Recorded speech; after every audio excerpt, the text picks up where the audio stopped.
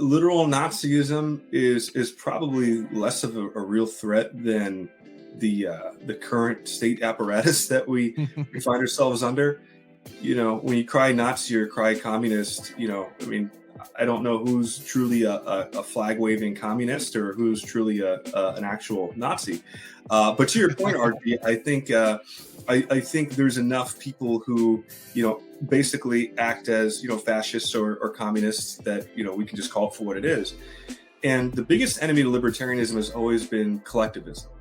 And so whether it's a Nazi, it's a fascist, it's an oligarch, it's, XYZ, there's always been this ideological divide between individualism, which is the basis of libertarian ideology, which places the individual above the collective. Essentially the smallest minority is the individual, and the individual right matters the most, versus collectivist societies where the group matters more than the individual. And so therefore whatever's good for the group is, basically what we need to do, the direction we need to go.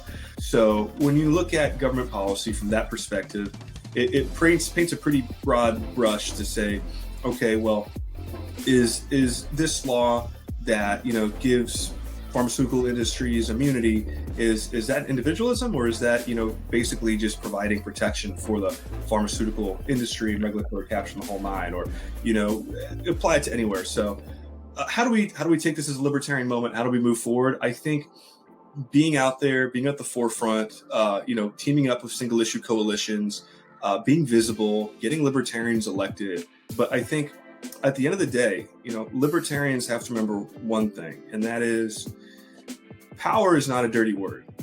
And there's so many libertarians who, believe that, well, if we just let everybody alone and we fight the state with logic, and we essentially, ask nicely that the state's going to back down, and, we convince enough people and we'll be free. But the reality is, and history has shown us time and time again, that the state's not going to back down, and bad government policy is not going to back down without political power.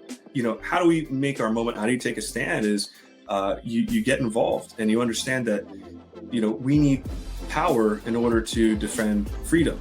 And right. So getting libertarians elected, being out there, basically, interfacing with individuals that agree with us on certain issues and making an impact.